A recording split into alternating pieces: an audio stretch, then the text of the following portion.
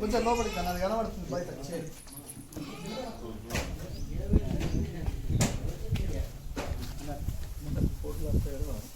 Photo రాకుంటే ఏం కాదు, తీస్తారా కదా.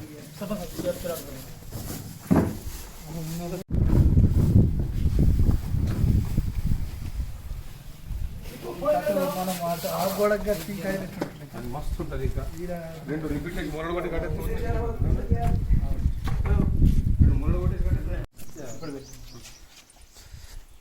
ఒక్క నిమిషం సర్పంచ్ సార్ ఊపిరి లాగా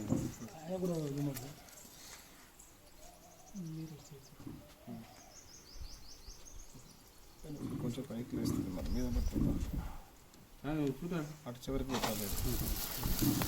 happy birthday to you, happy birthday to you my dear CM, happy birthday to you, happy birthday to you my dear CM.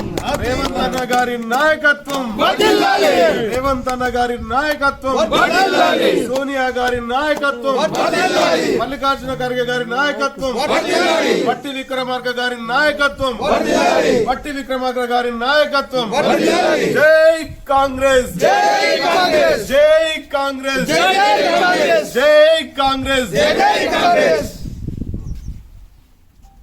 అది స్పూన్ ఉందా గురుగారు? ఇది పక్కన పడి రండి, రాష్ట్రంలో కూర్చోండి. అన్నవాళ్ళని కూడా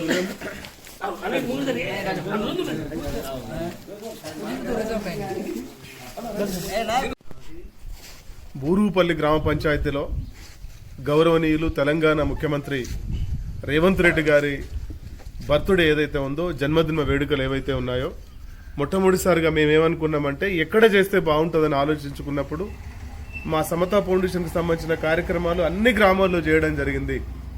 కానీ ఈ బూరుగుపల్లిలో చేయలేదు.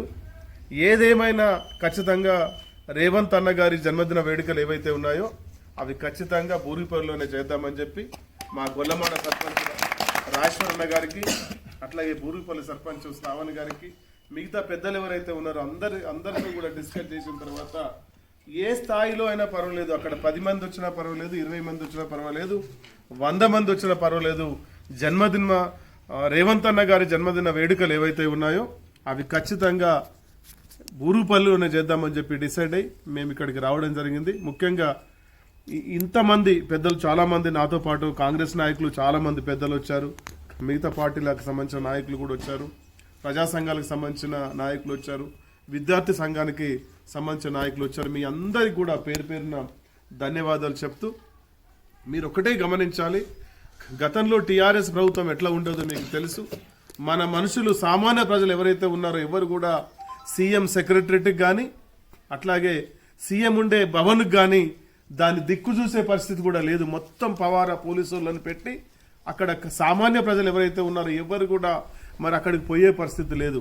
ఇక్కడ ప్రమాణ స్వీకారం చేస్తూనే మొత్తం ఆ గేట్లను బద్దలు కొట్టించి మరి చరిత్రలో ఒక చరిత్రకారుడిగా మిగిలిపోయినటువంటి వ్యక్తి మన రేవంత్ గారు. ఎందుకంటే ఇది సామాన్యుల ప్రభుత్వం, ప్రజల ప్రభుత్వం అని చెప్పి మన జాతీయ నాయకులు మన రాహుల్ గాంధీ కూడా ఏమని చేస్తున్నారంటే, ఆయన ఒకటే చెప్పాడు, మేము కేంద్రంలోకి వస్తే ఖచ్చితంగా అక్కడ ఎవరైతే సామాన్య ప్రజలు ఉన్నారో వాళ్ళ స్థితిగతులను తెలుసుకొని వాళ్ళకు సామాజిక న్యాయం చేస్తాం. సంపద ఏదైతే ఉందో భారతదేశంలో ఈ సంపదనంతా సామాన్య ప్రజలకు పంచాలి, ఎస్సీ ఎస్టీ బీసీ మైనార్టీలకు, పేద ప్రజలకు పంచాలని చెప్పి ఆయన ఒక శపథం చేసి మొత్తం భారతదేశం అంతటా రాజ్యాంగాన్ని పట్టుకొని ఇక్కడ ఉన్న ఆర్ఎస్ఎస్ బీజేపీ వాళ్ళు ఎవరైతే ఉన్నారో వీళ్ళంతా ఈ రాజ్యాంగాన్ని మార్చి కొత్త రాజ్యాంగం తీసుకొస్తామని చెప్తా ఉంటే, ఈ రాజ్యాంగం ఖచ్చితంగా ఇదే రాజ్యాంగం ఉండాలి, ఈ రాజ్యాంగం ఉంటేనే ఈ దేశ ప్రజలు బాగుపడతారు, ముఖ్యంగా పేద ప్రజలు, ఎస్టీలు మైనార్టీలు బీసీలు పేద ప్రజలు బాగుపడాలంటే ఈ రాజ్యాంగం మాత్రమే ఉండాలని చెప్పి సేవ్ కాన్స్టిట్యూషన్ అని చెప్పి భారతదేశం అంతటా ఆ రాజ్యాంగాన్ని పట్టుకొని తిరిగి ఆయన శపథం చేస్తున్నాడు. ఏమని చెప్పి ఈ భారతదేశంలో 50% రిజర్వేషన్స్ ఉన్నాయి కాబట్టి దీన్ని 100% తీసుకొస్తాం, 100% తీసుకొచ్చి ఇప్పుడు బీసీలకు మాత్రం ఎస్సీ ఎస్టీలకు రిజర్వేషన్స్ ఉన్నాయి, బీసీలకు మాత్రం రిజర్వేషన్స్ లేవు. వాళ్ళకు కూడా ఖచ్చితంగా వాళ్ళకు లోకల్ ఎలక్షన్స్ లోనే రిజర్వేషన్స్ ఉన్నాయి. మరి మండల్ కమిషన్ ఏదైతే ఉందో దాన్ని కూడా ఇంప్లిమెంటేషన్ చేపిస్తామని చెప్పి మరి మొత్తం భారతదేశం అంతటా ఆ రాజ్యాంగం పట్టుకొని తిరుగుతూ మన అందరి రక్షణలాగా ఉన్నటువంటి ఆ పుస్తకాన్ని పట్టుకొని తిరుగుతూ ఆయన ఏమని చెప్తున్నాడంటే ఎవరెంత జనాభా ఉన్నారో ఆ జనాభా ప్రకారము ఈ దేశంలో ఉన్న ఆస్తులని పంచాలి, ఉద్యోగాలు పంచాలి, ఎమ్మెల్యేలు పంచాలి, ఎంపీలు పంచాలి, ఎంపీటీసీలు పంచాలి, సర్పంచులు పంచాలి. ఇప్పటి వరకు భారతదేశ చరిత్రలో స్వాతంత్రం వచ్చిన తర్వాత మొత్తం ఫలాలన్నీ కూడా 15 మంది మాత్రమే తింటున్నారు. 85% మాత్రం ఇప్పటికి కూడా సరైన వ్యవసాయం లేదు, తిండి లేదు, బట్టలు లేవు, హాస్పిటల్ లేవు, స్కూల్స్ లేవు అని చెప్పి ఆయన దేశవ్యాప్తంగా తిరిగి ఒక హెచ్చరిక చేస్తున్నాడు బీజేపీ ప్రభుత్వానికి. ఏమని, మేము ఎందరో మంది ఉన్నామో మాకంతా న్యాయం జరగాలని చెప్తున్నారు. ఎక్స్రే కావాలంటున్నాడు, కుల జనగణన కావాలంటున్నాడు. కుల జనగణన అయితే చాలా మందికి ఇప్పుడు వచ్చే కుల జనగణన ఏదైతే ఉన్నదో సామాజిక జనగణన సెన్సస్ ఏదైతే చేస్తున్నారో ఇది మీరందరూ కూడా మీ డీటెయిల్స్ అన్ని రాసుకోవాలి. మీరు ఇక్కడ మన లంబాడీలు ఎందరున్నాడు ఇక్కడ రాసుకుంటేనే గవర్నమెంట్ దగ్గర రికార్డ్ అవుతుంది, మన ఎస్సీలు ఎందరున్నారో రాసుకుంటేనే రికార్డ్ అవుతుంది, మన బీసీలు ఎందరున్నారో రాసుకుంటేనే రికార్డ్ అవుతుంది. రికార్డ్ అవుతే మొత్తం భారతదేశానికి సంబంధించిన సంపద ఏదైతే ఉందో కొందరి గుప్పెట్లోనే ఉందని, కొందరి కనసైగల్లోనే పనిచేస్తుంది. కాబట్టి దాన్ని బద్దలు కొట్టడానికి ఈరోజు రాహుల్ గాంధీ దేశవ్యాప్తంగా మరి పాదయాత్రలు చేస్తూ దేశాన్ని మొత్తం చుట్టుముట్టి ఆయన ఒకటే చేస్తున్నాడు. 50% రిజర్వేషన్ కాదు 100% రిజర్వేషన్ అని చెప్తున్నాడు.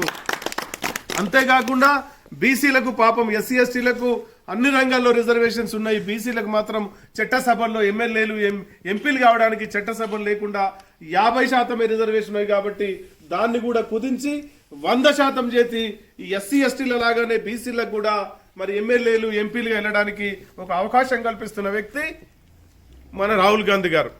అట్లాగే దాన్ని ఆదర్శంగా తీసుకొని మన రేవంత్ గారు కూడా ఏం చెప్తున్నారంటే ముందు అన్ని రాష్ట్రాల కంటే ముందు మొత్తం భారతదేశానికి ఒక రోల్ మోడల్ కావాలి. ఈ సెన్సస్ ఏదైతే ఉందో కుల జనగణన ఏదైతే ఉందో ఇది భారతదేశానికి ఒక రోల్ మోడల్ కావాలని చెప్పి మరి మన రేవంత్ గారు చాలా తీవ్రంగా పనిచేస్తున్నారు, సీరియస్ గా పనిచేస్తున్నారు. మీరొక్కటే ఏదైతే జనగణన ఉందో దానికి రాగానే అన్ని డీటెయిల్స్ రాసుకోకుండా కులం తప్పు చెప్పొద్దు, మతం తప్పు చెప్పొద్దు, మీకున్న విషయాలన్నీ మొత్తం చేస్తే ఖచ్చితంగా రేపు బీసీలకు బహుజనులకు రాజ్యాధికారం వచ్చే అవకాశం ఉందని చెప్పి మీరందరూ గమనించాలని చెప్తున్నాను.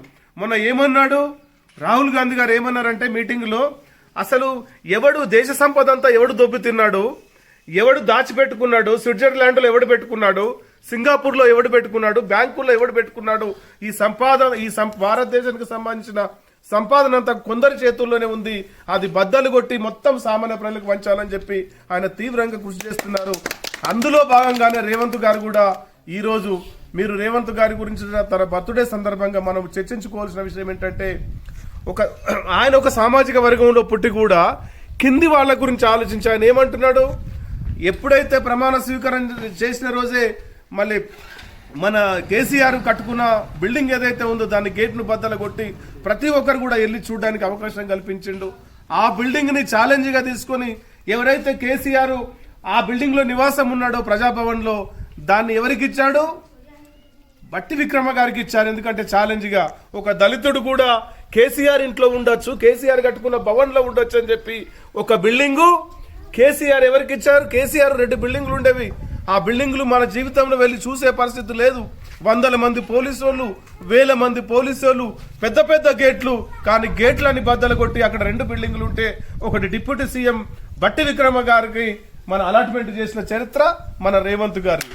ఇంకొకటి మీరు ఆలోచించండి, మన ఎస్టీ మరి మన సీతక్క ఉంది, ఇప్పుడు మన ఆదిలాబాద్కి ఇన్ఛార్జి తనుక మినిస్టర్, ఆ మినిస్టర్కి కూడా ఇంకొక బిల్డింగ్ ఇచ్చి చరిత్రను తిరిగి రాసినటువంటి చరిత్ర మన కాంగ్రెస్ కు రేవంత్ రెడ్డి గారికి ఉంది. అది మీరు గమనించాలి. మీరు ఒకటే చెప్పండి, ఎవరైనా గ్రామాల్లోకి వచ్చి మతం పేరు మీద ఇంకో దాని పేరు మీద మనల్ని విడగొట్టాలని చెప్తే విడగొట్టద్దు. మన సమాజంలో ఒక తోటలో చాలా అన్ని పువ్వులు ఉంటేనే అందంగా ఉంటుంది, ఒకటే పువ్వు ఉంటుంది అందంగా ఉంటుంది. కాబట్టి ఇది అందరు జాతులతో కూడుకున్న భారతదేశం, అన్ని కులాలతో కూడుకున్న భారతదేశం, అందరి మతాలతో కూడుకున్న భారతదేశం. కాబట్టి ఎవడైనా మన మధ్యలో మేము హిందువులము, మేము ముస్లిము, మేము క్రిస్టియను, మేము బుద్ధిస్టులం అని చెప్పి వేరు తీసుకొస్తే అక్కడ మనం ఎదిరించాల్సిన అవసరం ఉంది. అదే రాహుల్ గాంధీ చేస్తున్నారు. పౌరుడు కూడా సమానంగా వాడికి హక్కులు రావాలి, ఉద్యోగాలు రావాలి, వాళ్ళందరూ చదువుకోవాలని చెప్పినటువంటి వ్యక్తి మన రేవంత్ రెడ్డి గారు. మీరు భారతదేశ చరిత్రని ఒకసారి పఠనం చేసి భారతదేశ చరిత్రని మీరు చదువుకుంటే మీకు అర్థమవుతుంది. ఒక రేవంత్ రెడ్డి లాగా ఇప్పటి కూడా భారతదేశంలో ఎదిగిన వ్యక్తి లేడు. ఆయన ఒక సామాన్య కార్యకర్త. అతను మొట్టమొదటిసారిగా ఏ పార్టీ టికెట్ ఇవ్వకపోతే ఇండిపెండెంట్ గా పోటీ చేసి మరి జడ్పీటీసీ అయ్యిండు. తర్వాత అంచెలంచెలుగా కాంగ్రెస్ లోకి వచ్చాడు. కాంగ్రెస్ లో పీసీసీ తీసుకున్నాడు. పీసీసీ తీసుకొని భారతదేశమే కాదు ప్రపంచంలో ఎవ్వరు ఊహించని రీతిలో ఆయన సీఎం కూడా అయ్యిండు. సీఎం అయిన తర్వాత ఏం చెప్తున్నాడు? ఇది సామాన్య ప్రజల ప్రభుత్వం, ఇది ఉన్నత వర్గాల ప్రభుత్వం కాదు, ఇది పెద్దోళ్ళ ప్రభుత్వం కాదు, ఇది పేదల ప్రభుత్వం అని చెప్పి మొత్తం వనరులు ఏవైతే ఉన్నాయో వాడు మొత్తం కేసీఆర్ కేటీఆర్ పోతూ పోతూ ఖజానంతా ఖాళీ చేసి ఉత్తకుండ చేతుల్లోకి పెట్టి పోయినా కూడా ఎన్ని ఇబ్బందులు ఎదురైనా కూడా రైతు బంధుని 2 లక్షల వరకు మాఫీ చేయడం జరిగింది. చిన్న చిన్న టెక్నికల్ గా ప్రాబ్లమ్స్ ఉండొచ్చు, అవి కూడా నేను అనుకోవడం ఈ నెల ఆఖరి కల్లా, ఈ మంత్ ఎండింగ్ కల్లా అవి కూడా మొత్తం ప్రాబ్లమ్స్ అన్ని సెటిల్ అయిపోతాయి. ఒక్క సమస్య కూడా పెండింగ్ పెట్టకుండా ఆయన మన దగ్గరికి మళ్ళీ రావాలనుకుంటున్నాడు. కాబట్టి దయచేసి మీరెక్కడ కూడా కాంగ్రెస్ ని అపార్థం చేసుకోవద్దు. ఎవరన్నా రెచ్చగొడితే మనం రెచ్చిపోవద్దు. కాంగ్రెసే మన పేదల పక్షంగా ఉంటది. మొట్టమొదటిసారిగా భారతదేశంలో పేద ప్రజలకు ఇల్లు ఇచ్చిన చరిత్ర కాంగ్రెస్దే. గరీబు హఠావ్ అని చెప్పి ముఖ్యంగా ఎస్సీ ఎస్టీలకు బీసీలకు చాలా మందికి కొన్ని లక్షల ఎకరాలు మరి ఎవరు పంచారు? కాంగ్రెస్ పంచింది. ఇప్పటికి కూడా ఏ గ్రామానికి వెళ్ళినా కూడా ఇందిరమ్మ ఇల్లు కడతాయి. ఏ గ్రామానికి వెళ్ళినా ఇందిరమ్మ ఇచ్చిన భూములు కనబడతాయి. మనందరికి ఉద్యోగాలు ఇచ్చారు. ఇప్పుడు మన గ్రామం నుండి గొల్లమాడ గ్రామం నుండి చాలా మంది ఉద్యోగస్తులు అయ్యారు. ఆ చదువుకున్న స్కూల్స్ కూడా ఓన్లీ కాంగ్రెస్ ప్రభుత్వమే కట్టించింది. కాబట్టి మీరు అర్థం చేసుకోవాలి, రేవంత్ రెడ్డి లాంటి ఒక రోల్ మోడల్ నాయకుడు మనకు సీఎం గా ఉండడం మనం గర్వంగా భావించాలి. అందుకే నేనేం చెప్తున్నంటే భవిష్యత్తులో కాంగ్రెస్ తప్ప వేరే పార్టీ మనకి మార్గం లేదు. అది ఉంటేనే సామాజిక న్యాయం జరుగుతుంది. ఎస్సీ ఎస్టీ బీసీలకు సామాజిక న్యాయం జరగాలంటే మనం ఖచ్చితంగా కాంగ్రెస్ జెండానే పట్టుకోవాలి. వేరే జెండా బీజేపీ కానీ ఆర్ఎస్ కానీ ఆ జెండా పట్టుకుంటే మనలో చిచ్చులు పెట్టి ఈ ఎస్సీ ఎస్టీ బీసీలు డెవలప్ కాకుండా, ఈ మైనార్టీలు డెవలప్ కాకుండా కుట్రలు పన్నుతూ ఓన్లీ మతం పేరు మీద, ధర్మం పేరు మీద మనలో భేదాలు సృష్టించి ముస్లింలకు వ్యతిరేకంగా మనల్ని ఉసిగొల్పి వాడు ఏం చేస్తున్నాడంటే ఓట్లు తీసుకొని కుర్చీ మీద కూర్చుంటున్నాడు. ధర్మం ఒకటే మనకు తిండి పెట్టదు. మనకు భూములు కావాలి, మన పిల్లలు చదువుకోవడానికి స్కూల్స్ కావాలి, మనం హాస్పిటల్లో చూపించుకోవడానికి మంచి హాస్పిటల్స్ కావాలి. ఇటువంటి మంచి ప్రయోజనాలు ఎక్కడున్నాయంటే అవి ఒక కాంగ్రెస్లోనే ఉన్నాయి. కాబట్టి దయచేసి మీరు కూడా ఎక్కడ కూడా మీరు ఏమీ బాధపడద్దు. 1 నెల 2 నెలల లోపల, ఎందుకంటే వాడు ఖజానా ఖాళీ చేసిపోయాడు. కాబట్టి ఈ ఖజానా పూడ్చుకొని మరి అందరికీ సామాజిక న్యాయం చేసే దిశగా మన కాంగ్రెస్ పార్టీ వెళ్తుంది. కాబట్టి మీరందరూ కూడా కాంగ్రెస్ ని ఎప్పుడు కూడా నమ్ముకొని ఆ జెండాను నమ్ముకుంటే పేద ప్రజలు కూడా ముందుకు పోవడానికి అవకాశం ఉంటుంది. కాబట్టి మీరందరూ కూడా ఆ వైపు వెళ్ళాలని కోరుకుంటూ ముగిస్తా ఉన్నాను.